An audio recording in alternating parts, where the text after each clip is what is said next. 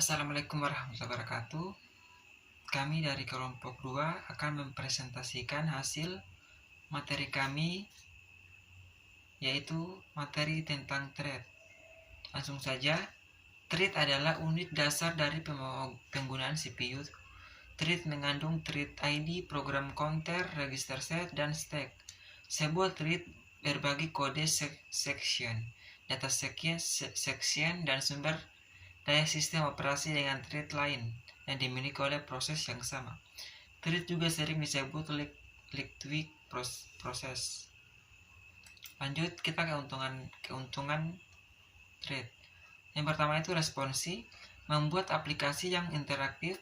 Menjadikan multithreading dapat membuat sebuah program terus berjalan meskipun sebagian dari program tersebut diblok atau melakukan operasi yang panjang, karena itu dapat meningkatkan respon kepada pengguna. Yang kedua, berbagi sumber daya. Thread berbagi memori dan sumber daya dengan thread lain yang dimiliki oleh proses yang sama. Keuntungannya dari berbagi kode adalah mengizinkan sebuah aplikasi untuk mempunyai beberapa thread yang berbeda dalam lokasi memori yang sama. Kemudian kita ke user thread. User thread didukung di atas kernel dan diimplementasi oleh thread library pada user level. Library menyediakan fasilitas untuk pembuatan thread, penjadwalan thread, dan manajemen thread tanpa dukungan dari kernel. Karena kernel tidak menyadari user level thread, maka semua pembuatan dan penjadwalan thread dilakukan di user space tanpa intervensi dari kernel.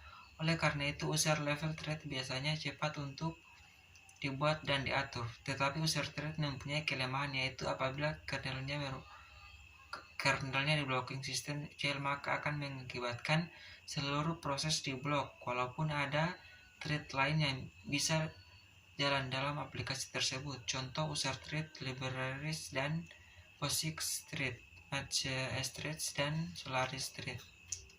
Berikutnya materi kernel threads. Kernel threads didukung secara langsung oleh sistem operasi. Pembentukan threads, penjadwalan, dan manajemen dilakukan oleh kernel dalam ruangan kernel. Karena manajemen thread telah dilakukan oleh sistem operasi, kernel thread biasanya lebih lambat untuk membuat dan menerima daripada punggung thread. Windows NT, Solaris, dan Digital Unix adalah sistem operasi yang mendukung kernel thread. Nah, kernel thread juga memiliki kelebihan dan kekurangan. Kelebihannya yaitu tentang yang pertama, jika sebuah thread menjalankan blocking sistem shell, maka kernel dapat menjadwalkan thread lain di aplikasi untuk melakukan eksekusi. Nah, sedangkan kekurangan kernel thread yaitu tentang pengaturan dan pembuatan thread lebih lambat. Materi selanjutnya yaitu tentang model multithreading.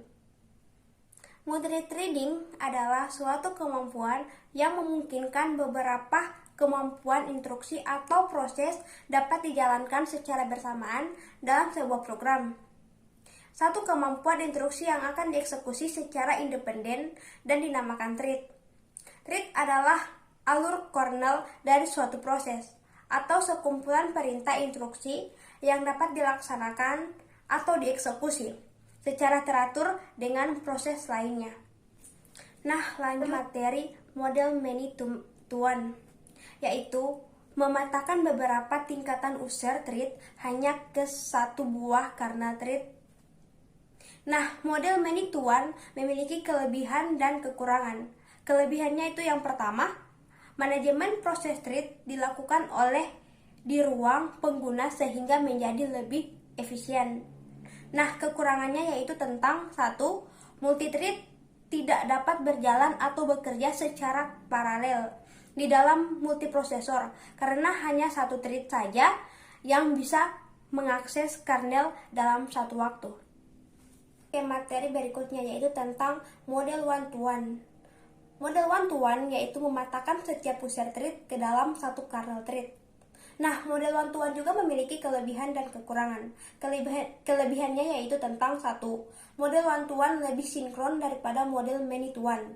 Karena mengizinkan thread lain untuk berjalan, suatu thread membuat pemblockingan terhadap sistem pemanggilan. Hal ini juga membuat multiple terhadap thread bisa berjalan secara paralel dalam multiprosesor. Nah, kekurangan itu yang pertama, 1. Dalam pembuatan user thread diperlukan pembuatan correction dash thread pengguna. Selanjutnya, thread dalam Solaris 2. Solaris 2 merupakan salah satu versi dari Unix yang sampai tahun 1992 hanya masih mendukung proses berat heavyweight dengan kontrol oleh satu buah thread. Tetapi sekarang Solaris 2 sudah berubah menjadi sistem operasi yang modern, yang mendukung thread di dalam level kernel dan pengguna multiprosesor, symmetric atau SMP, dan penjadwalan real-time. Di antara level pengguna dan level kernel thread terdapat proses ringan atau lightweight (LWP). Setiap proses yang ada setidaknya mengandung minimal satu buah LWP. Library thread memasangkan beberapa thread level pengguna ke ruang LWP dan LWP untuk diproses, dan hanya satu user level thread yang sedang terpasang ke suatu LWP yang berjalan. Sisanya bisa diblok maupun menunggu untuk LWP yang bisa dijalankan. Selanjutnya, manajemen thread. Manajemen thread merupakan konsep pokok dalam sistem operasi, sehingga masalah manajemen thread adalah masalah utama dalam perancangan sistem operasi.